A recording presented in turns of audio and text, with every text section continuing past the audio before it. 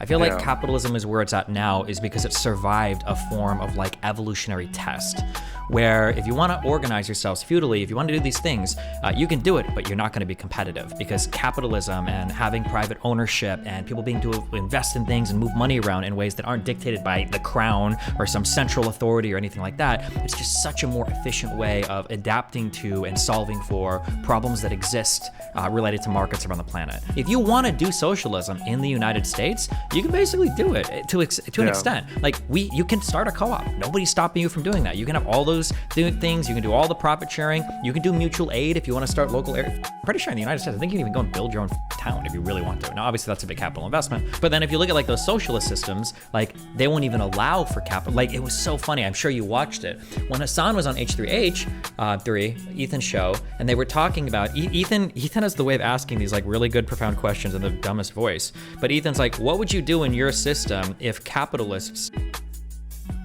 Okay, what about you? Okay. Well, listen, I love you three guests. You're all very beautiful people. Stay safe, okay? You didn't say gotcha. I did to you, actually. I already said gotcha to you. Okay, awesome. Okay, see ya. Gotcha, bye. Love you. Loner or Lycan, did you guys have anything else? Did you see that tweet I sent you, Destiny? Probably. If you sent it to me in DMs, I clicked it, yeah. Which one was it? The Imager one. The most recent one. Mm-hmm. I'm sorry, I just thought it was really funny. A liberation struggle looks like solidarity and victory to the Palestinians. Who is? Oh, never mind. I didn't know why I gave a fuck, but now I see who's tweeting it. God. Yeah. Did you watch the clips from their podcast for all three of these guys? I'll give some credit to at least the Hakeem guy, the Tankie dude. Supposedly he's like a doctor or nurse in like Vietnam or some shit. Am I making that? You know what I'm talking about? Yeah.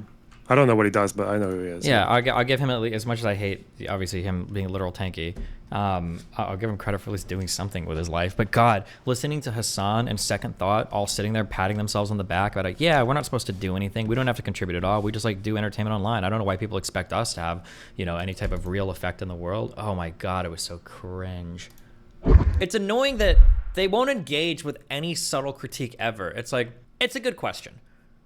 Do you think that the consumption of this media might placate people's drive to make revolutionary change, right? Should I get active? Should I go and do something? I didn't watch Hasan stream today, I did something, right? That's an interesting question. And Hasan's response is, oh, am I supposed to be socialist Jesus 24/7? Am I supposed to do things all way, blah, blah, blah, blah, blah? Like, it's like, it's so, it's such a, I don't know. It's so crazy. It's just funny because their thought process is just incredible to me. It's an incredible thought process. I feel like a normal person would feel such a moral calling given Hasan's like wealth and capability and opportunity that like you'd be perpetually plagued with guilt of like, am I doing enough with like everything I've been gifted? Like, am I actually making a big enough change in the world? And then for them, it's like, oh, I have to be perfect. I'm just like, come on, dude. Much dumb shit over the course of 10 hours. Depending on what part of the broadcast you're tuning into. Like, I'm playing fucking horror games and shit, you know what I mean? Like, I don't live my life as though like every single moment and every single point of my output is supposed to be like socialist Jesus, Of course. I think that it's important to have fun. I certainly have a lot of hedonistic desires that I cave to regularly. That's why I bought a nicer house than what revolutionaries on Twitter thought was appropriate. So I bought a fucking Porsche, and I have the capacity to do so I did it. But also because it just makes the limited amount of daily commute that I do more enjoyable. And I think everyone should What does he even daily commute for? I forgot that he had a Porsche. Jesus. It's time to upgrade. We need to upgrade from our RS, boys, all right? It's time to go get at least a Corvette. God damn. Jesus.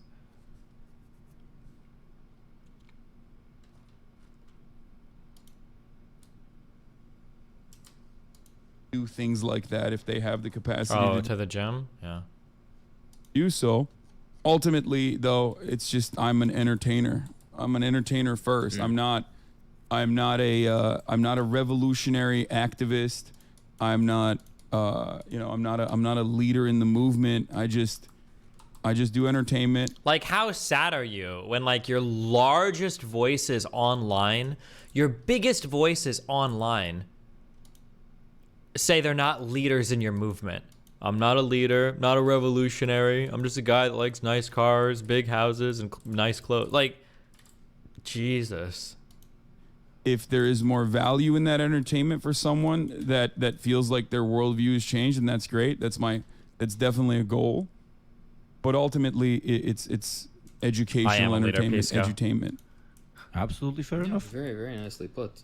Was it nicely put? Really? There's a pretty good reason that they're like that, though, right? It's because they're bona fide capitalists. They'll never admit it, but yeah, they're capitalist realists. You know, like the Mark Fisher thing, that it's impossible to imagine a world outside of capitalism.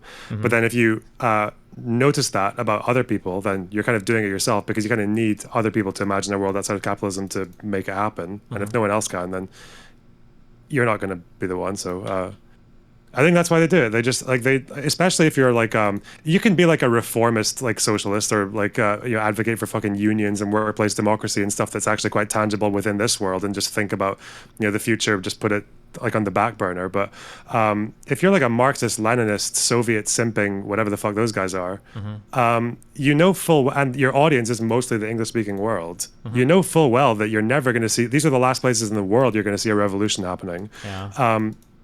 If it did happen, it would probably be shit.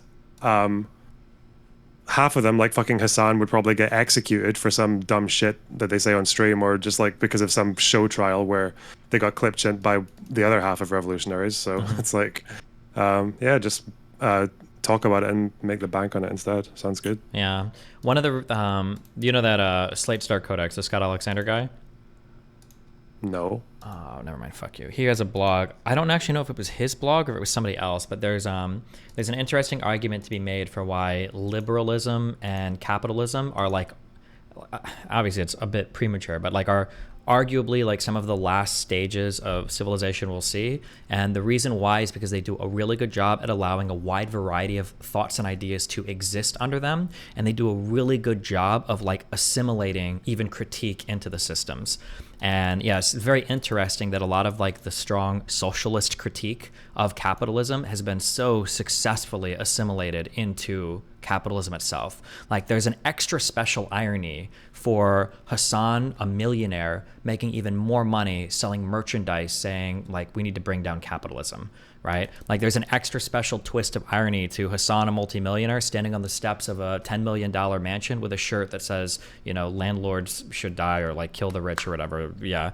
Yeah. And that type of capitalism's ability to allow, and liberalism largely, its ability to allow so many different types of ideas and thoughts to thrive underneath it, make it really hard, I think, for people that have been in those societies to turn back to things that are more restrictive. Yeah, but this is the problem I have with like almost every other socialist online. And I think I agree with you. Like the problem is though, is that I think this is why you get this problem, especially with American socialists, because if you're in the UK and you call yourself a socialist, most of the time that means you support unions and maybe workplace democracy and nationalization of things like water and gas and shit like that. That's what it means usually. Because we went through like the revisionist period where a lot of socialist parties accepted that after 1918, there's probably not going to be a revolution across the rest of Europe. It's if it did happen, it's probably going to be shit. So let's not do that. And then you have the situation where you get people who are very like rhetorically socialist, or maybe socialist in a kind of like priorities kind of way, workers' rights, labor and capital and all that. But but they're not like trying to change the entire system like with a blueprint. That's why Tony Blair, I think when he was running for Labour leader, they asked him if he was a socialist, and he said yes. In the 90s, which is a very normal thing. Like Labour is like in the UK is like officially the socialist party of the UK, but they're not. Like not like. But yeah, I don't know why that kind of like advocacy doesn't really come back though, because I think you can still explain a difference between that and just calling yourself a social democrat or just being a liberal, like you're because of your priorities. But I don't know why no one does that. Everyone just has to be like, well, it's either socialism or nothing, you know? Well, because like, there's differences between like in this world, so I'm just gonna, there's differences between like political positions born out of like logical thought or born out of like your conditions that push you towards a certain political ideology versus kind of ones that are more, there's a difference between that and ones that are more kind of like aesthetic. And I would say that if you don't act on your political beliefs at all, I would argue that these are more kind of like an aesthetic political thing than an actual like a real political stance you have. So like conservatives and liberals in the United States, I think they have like real political beliefs. They'll go out and they'll knock on doors, they'll go out and they'll vote, they'll donate money to politicians and stuff. But kind of like the younger crowd, the socialists, one, because they're younger so they don't vote, but then two, like the beginning and the end of all their political activism, it starts and stops online or in school. And that's it. And they don't actually support real candidates. You know, they might get like a hero like Bernie Sanders, but then as soon as he's gone, they give up. So I think that their political beliefs like aren't as real, I think. Yeah, I don't know. I wonder if maybe it is. I don't really know if it's as bad in Europe as it is with America. But I just wish that like it must feel so like disempowering though, because if you want to be like, if your social brand of socialism is just like not capitalism, like we have to just change the entire system so that it's actually no longer a capitalist or like a liberal democracy, then you're kind of fucked, and you are going to get quite hopeless and vitriolic and angry and shit like that, because like like what you want's never going to happen. But I don't know if why. you're legitimately like pushing for socialism, you think you're probably retarded anyway. So I mean, like that's. Whoa. The way I've always seen it, and I don't know if like. You see, you know how like back in the feudal days, there were like, you had merchants. That was kind of one of the first instances of people doing like capital investment, right? You would put money into a boat and you just hope that boat goes away and comes back with more money. Sure. Or more worth of goods. If there were people in those days in a feudalist society saying, you know, the merchant stuff, like, I like that, that's cool. Is that person a capitalist or a feudalist? I mean, I would probably say a capitalist. Wasn't that like boat shit and everything? Wasn't that kind of like the start of like capitalism? Isn't that where it kind of started, or? Kind of, yeah. But we never lived in capitalism. And if you asked any of those people, what would a capitalist society look like then? They'd probably have no fucking idea how to tell you, right? Of course, they just saw a thing that they like that works. That's not quite the same as feudalism, and yeah, they push for that. I don't know why it can't be the same. I don't know. Yeah, just like have a reasonable policy of something like preferential loans for co-ops or like right of first refusal and stuff like that. Yeah, I think the difference though is that arguably like capitalism, we're not a capitalist planet now because a whole bunch of governments were like, all right, guys, we're going to pass all these policies, we're going to protect all these capitalists, blah, blah, blah. I feel like capitalism is where it's at now is because it survived a form of like evolutionary test where if you want to organize yourselves feudally, if you want to do these things, you can do it, but you're not going to be competitive because capitalism and having private ownership and people being to invest in things and move money around in ways that aren't dictated by the crown or some central authority or anything like that, it's just such a more efficient way of adapting to and solving for problems that exist related to markets around the planet. So like you could have been like anti-capitalist, but capitalism didn't need preferential loans and protections to start up. I think it's the big issue. And in a capitalist system right now, I've said this a million times, if you want to do socialism in the United States, you can basically do it to an extent. Like you can start a co-op. Nobody's stopping you from doing that. You can have all those things. You can do all the profit sharing. You can do mutual aid if you want to start local area. I'm pretty sure in the United States, I think you can even go and build your own fucking town if you really want to. Now, obviously, that's a big capital investment, but yeah, like that's the issue. But then if you look at like those socialist systems, like they won't even allow for capital. Like it was so funny. I'm sure you watched it. When Hasan was on H3H, Ethan's show, and they were talking about Ethan has the way of asking these like really good profound questions in the dumbest voice, but Ethan's like, what would you do in your system if capitalists started to become like popular? And Hasan's answer was basically you have to lock them in re-education camps. Like they can't have a voice. If you're in a socialist country with multiple parties and one of the parties is a capitalist party, what would you do if that party started gaining momentum? Oh my God, Ethan is asking such a question. You murder them all! Say it! You kill them all! Kill those motherfuckers in a video game, sorry. Holy murder those motherfuckers in the street. Let the streets Let the streets soak in their fucking red capitalist bloods. That's what Mao did. That's what they did after the Bolshevik Revolution to other lefties. The solution to that would always be education and Re-education camps. offering more Re-education?